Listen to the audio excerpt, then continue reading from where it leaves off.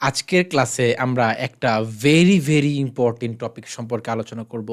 I repeat, very important factor. সেটা হচ্ছে GMB spam fighting. খুব মনোযোগ দিয়ে এই ক্লাসটা করতে হবে। আবারও বলতেছি, খুব মনোযোগ দিয়ে এই ক্লাসটা করতে হবে।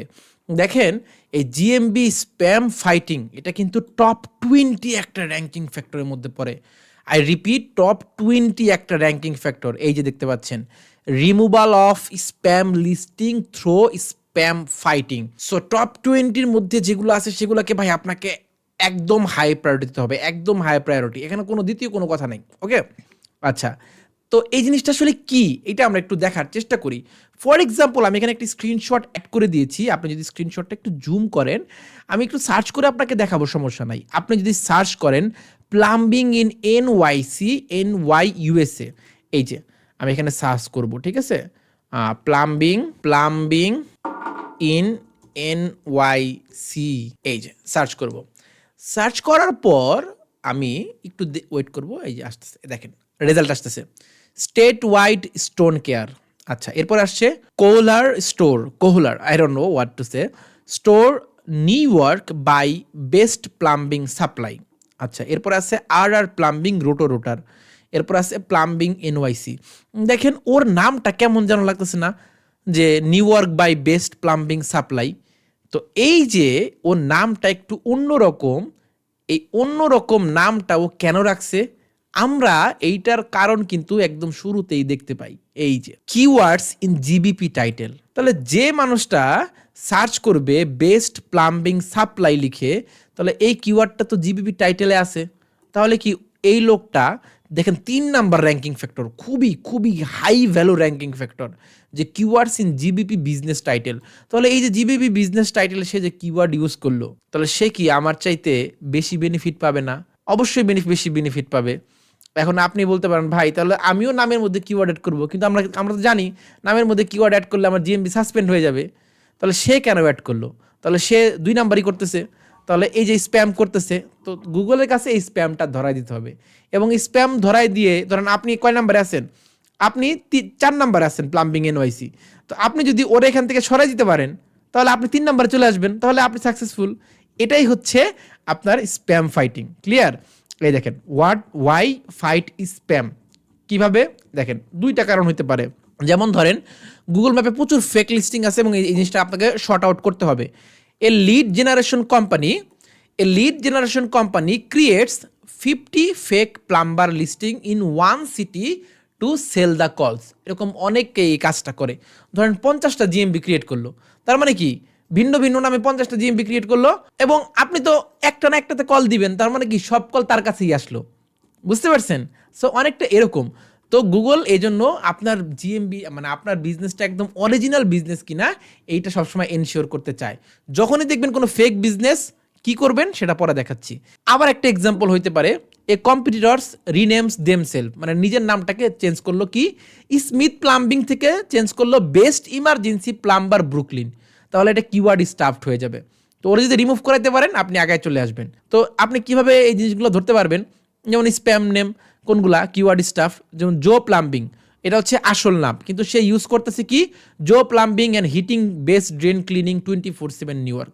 ওকে, এই জিনিসগুলা আইডেন্টিফাই করতে হবে। ফেক অ্যাড্রেস, এটা আমি একটু ডিফাইন করি, ক্লিয়ার করি আপনাদের বোঝার সুবিধার্থে। ফেক অ্যাড্রেস জিনিসটা কি?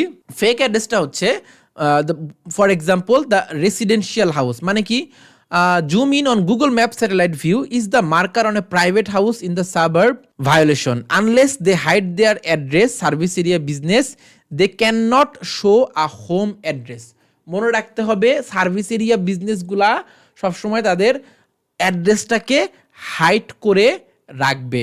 সো হাইড করে না রেখে যদি সে জাস্ট লোকেশনটাকে কি বলবো, কাছাকাছি নেওয়ার জন্য কোনো ফেক অ্যাড্রেস ইউজ করে, দেন তাদেরকে আপনি স্প্যাম হিসেবে কনসিডার করবেন। ওকে, এরপর হচ্ছে দ্য ভার্চুয়াল অফিস, মানে কি যেমন অনেকগুলাই যে উই ওয়ার্ক বা রিগাসের মতন কিছু ওয়ার্কিং স্পেস আছে। ওয়ার্কিং স্পেসগুলা কি, মানে ধরেন একটা বিল্ডিংয়ের ভিতরে, মানে একটা ফ্ল্যাটে 4টা রুম, 4টা রুমে 4টা কোম্পানি। তো আপনি তখন কি করলেন, আপনি সুন্দর করে ওই বিল্ডিংয়ের ওই রুমের আপনি অ্যাড্রেস দিয়ে দিলেন, কিন্তু ওইখানে আপনার কি নাই, ওইখানে আপনার কোনো বিজনেস নাই।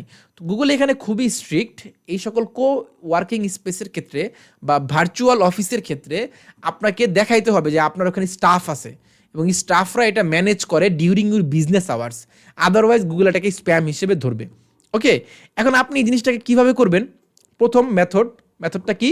Suggest and edit. এইটার মাধ্যমে আপনি এটা ফিক্স করবেন, মানে ওর সাথে স্প্যাম ফাইটিং করবেন। কিভাবে? ধরেন এই যে কোহলার স্টোর, আমি আগে দেখব যে ওর নামটা আসলে কি, ওর নামটা কি আসলে এইটাই কিনা, নাকি ও কিওয়ার্ড স্টাফ করছে। এই যে দেখেন ওর নাম কি, কোহলার সানোস। ওকে দেখি তো ওর নামটাকে কি, ওর নামটা কি, the bold lock Kohler. Services যাই, অল সার্ভিসেস আছে এখানে। এই যে দেখেন ওর নাম কিন্তু এটা না, দেখছেন, বুঝে ফেলছি ওর নাম এটা না, ও দিয়ে রাখছে। About কোহলার store, find the store. দেখি তো অ্যাবাউট কোহলার স্টোরে যাই, দেখি তো এটা তো মনে হয় ওই যে নাম করা ব্র্যান্ড কোহলার, ওইটা মনে হয়। এই যে এক্সপ্লোর দ্য কোহলার স্টোর, দেখি ওর মনে হয় অনেকগুলো লোকেশনে আছে।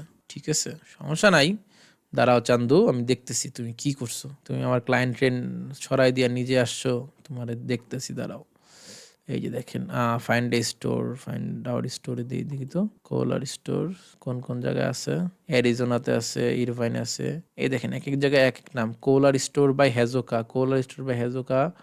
আচ্ছা, কোলার স্টোর বাই মানে যেটা বুঝলাম যে কেউ আসলে কোলার স্টোরটাকে নিতে পারে। আচ্ছা, তাহলে ওই যে Kohler store New York by best plumbing supply, এটা কি বেস্ট প্লাম্বিং সাপ্লাই এইটা স্টোরটাকে নিছে? আই ডোন্ট নো, এটা বুঝতে হবে। যাই হোক, আমরা ওরে করে দিই সুন্দর করে, ওরে আমরা Indiana, Kansas, Maryland, Massachusetts, Michigan, New Jersey, New York. এই যে নিউ ইয়র্কে আছে দেখেন, Kohler store by best plumbing supply, Kohler store by best plumbing supply, Kohler store by best plumbing. আমার মনে হচ্ছে যে এটা Kohler store by Keller supply, আমার মনে হচ্ছে এইটাই ওর নাম।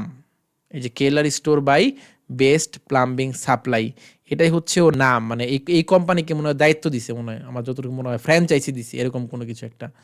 দেখি তো এই যে কোলার স্টোর নিউ ইয়র্ক। আচ্ছা না, এই এই এই এই যে পেয়ে গেছি, দাঁড়াও বাবা, দেখি কোলার স্টোর নিউ ইয়র্ক। এই দেখেন কোলার স্টোর নিউ ইয়র্ক, এইটা নাম। ও তাহলে চুরি করছে, হবে না। এই যে দিছে Kohler store New York by best plumbing supply, এটা দিলে হবে না। তাহলে ওর নাম হচ্ছে Kohler store New York. Okay fine. এই যে সুন্দর করে আমি নামটা কপি করব, কন্ট্রোল সি দিয়ে নামটা আমি কপি করব। নামটা কপি করলাম, কপি করে আমি সুন্দর করে এখানে চলে যাব। কই চলে যাব? এই যে ওর বিজনেসে ক্লিক করব। ওর বিজনেসে ক্লিক করার পর সুন্দর করে আমি নিচের এখানে গেলেই আমি একটা অপশন দেখতে পারবো, সাজেস্ট অ্যান্ড এডিট। এই সাজেস্ট অ্যান্ড এডিটে ক্লিক করব। এই যে ওর নাম, এই নামে যায় ক্লিক করব। ওর নামটা কি দেওয়া? কোলার স্টোর বাই নিউ ইয়র্ক। ভাই এটা নাম না, এটা নাম না। আমি সুন্দর করে এটা সুন্দর করে কেটে দিব এটাকে, এটা ওর নাম না ভাই, ওর নাম হচ্ছে এই যে এটা কোলার স্টোর নিউ ইয়র্ক। ওকে, আমি চাইলে ছবি অ্যাড করতে পারবো প্রমাণ হিসেবে, তাহলে এটা আরও সবচেয়ে বেটার হয়। যদি আপনি প্রমাণ হিসেবে ছবি অ্যাড করে দিতে পারেন, এটা একদম বেস্ট হয়। দেখি তো আমাদের স্ক্রিনশটের এইটা কই, হ্যাঁ এই যে এটা দিয়ে স্ক্রিনশটটা নিব। ক্যাপচার সিলেক্টেড এরিয়া দিলাম, সুন্দর করে আমি এই যে এটা ক্যাপচার করব। আরে বাবা কই যাস, এই যে ক্যাপচারে ক্লিক করলাম। ঠিক আছে, আমি এখন চাইলে কিন্তু সুন্দর করে এটাকে মার্ক করে দিতে পারবো। এই যে মার্ক করে দিলাম। ওকে, এখন ডাউনলোড দিয়ে দিলাম। ওকে, সুন্দর করে ডাউনলোড দিছি। এখন এই ইমেজটা অ্যাড করে দিই, গুগল সুন্দর করে এটা দেখবে, দেখে বলবে যে এই তুমি তো কাজ ঠিক করো নাই।